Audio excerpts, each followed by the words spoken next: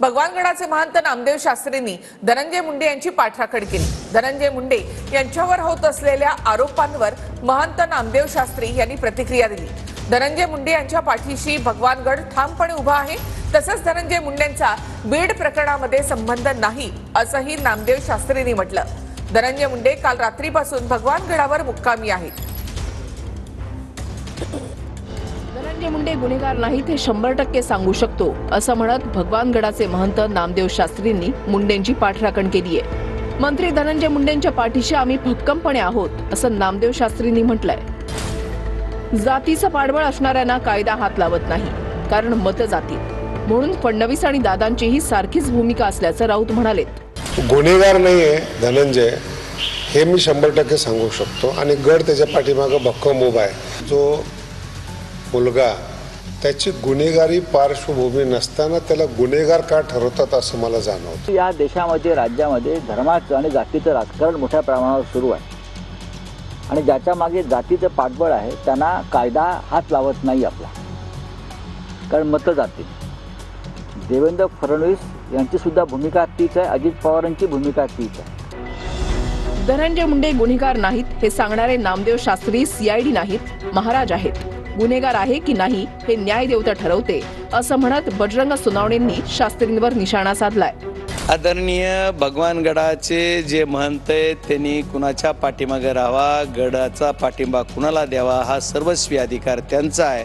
त्यांनी 100% सांगायला ती काय तिथं हे थोडेच आहे सीआयडी किंवा एलसीबी ते महाराज आहेत, त्यांना ती काय वाटतं त्यांच्या भावना त्यांच्या आहेत, त्याच्यावर मला बोलायचं नाहीये।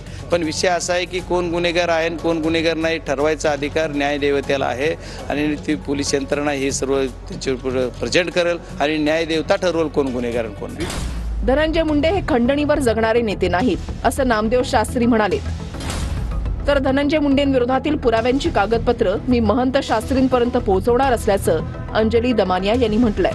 आणि खंडणीवर जगणारे हे नेते नाहीत ना, ज्याच्यावर मीडिया आज आक्षेप करतो। गेल्या 53 दिवस झाले तुम्ही मीडिया ट्रायल चालवलेत, त्याच्यामध्ये धनंजय मुंडे खंडणी करून जगणारा माणूस किंवा गुन्हेगार नाहीये ना, त्याला तुम्ही कायमस्वरूपी हेच ठरवताय ना, तुम्ही त्याची पार्श्वभूमी ती नाहीये ना। धनंजय मुंडे यांच्याबद्दल जे आता आक्षेप घेतले जात आहेत, जे पुरावे बाहेर निघतायत ती खरेच सत्य आहेत आणि ही बाजू तुम्हाला कदाचित माहीत नसावी, म्हणून मला ते वाटतंय की यांना सगळे जर आपण पुरावे दाखवले तर कदाचित त्यांचा विश्वास नक्कीच बसेल। पण अतिशय आदरपूर्वक त्यांना सांगायचंय की हे जे होतंय ते अगदी सत्य आहे आणि पुराव्या निश्चितच आम्ही बोलत आहोत। बीड हत्या प्रकरणातील आरोपींची मानसिकता का बिघडली हे जाणून घेतलं पाहिजे असंही वक्तव्य महंत नामदेव शास्त्रींनी केलंय। तर महंत नामदेव शास्त्रींचं वक्तव्य दुर्दैवी असल्याचं म्हणत जरांगेंनी टीका केली आहे। मला अजूनही मीडियाला एक विचारावंसं वाटतं की ज्या लोकांनी हे प्रकरण केलं, निघून हत्या केली, त्यांची मानसिकता का बिघडली ही मीडियाने का नाही दाखवलं?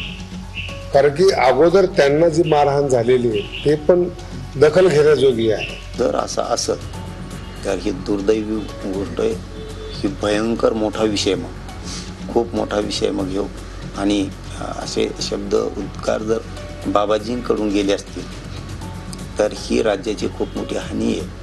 म्हणजे खून केलेल्याचा आनंदही की काय असा त्याचा अर्थ होतो आणि गुन्हेगारांना सोडून द्या असाही त्याचा अर्थ होतो।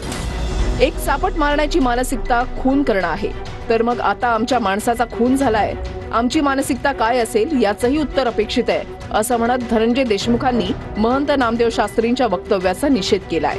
सुरुवातीला जे अवधा कंपनीचा तो वाद झाला होता तेही मारहाण झाल्याचं चुकीचं असलं तरी समर्थन केलेलं आहे।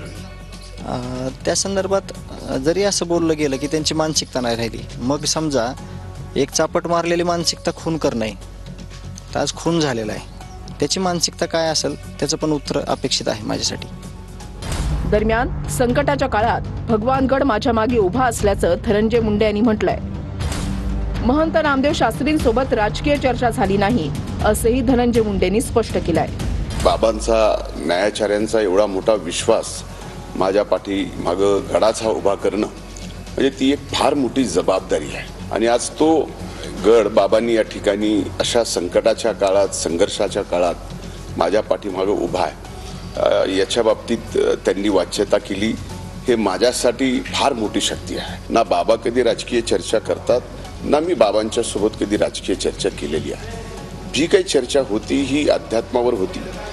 जी काही चर्चा होती, बाबा ज्ञानेश्वरीतल्या अनेक त्यांचे सगळे अनुभव सांगतात की ते ऐकल्यानंतर आपल्या स्वतःलाच त्यातून काहीतरी मिळतं. नामदेव शास्त्री महाराजांनी कोणाची पाठराखण करावी हे सांगण्या इतका काय मी मोठा नाही,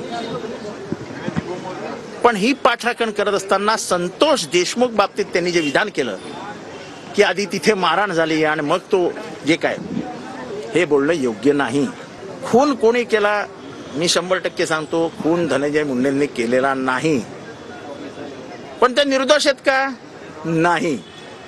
ह्या गँगला पोषण्याचं, मोठं करण्याचं काम, राजकीय राजाश्रय देण्याचं काम त्यांनी कळत ना कळत केलंय ना. या सरकारमध्ये 65% मंत्रीचे गुन्हेगार आहेत. कोणावर हत्याचे आरोप आहेत, कोणावर रेपचे आरोप आहेत, कोणावर भ्रष्टाचाराचे आरोप आहेत. 65% मंत्री आहेत, त्यांच्याच ॲफिडेव्हिटमध्ये आहे. आम्ही आरोप करत नाही, वस्तुस्थिती ती आहे. त्यामुळे एक धनंजय मुंडे नाही, या सरकारमध्ये 65% मंत्री हे असतील तर त्यांना राजीनामे द्यावा लागेल. फडणवीसांनी ह्या सगळ्या गोष्टीचं आत्मचिंतन केलं पाहिजे, परीक्षा केली पाहिजे. पहिले आपल्या पक्षात किती गुन्हेगार आहेत हे शोधून काढा आणि मग दुसऱ्याकडं बोट दाखवण्याचा प्रयत्न करा. एक बोट दाखवत असताना 4 बोटं आपल्याकडे आहेत.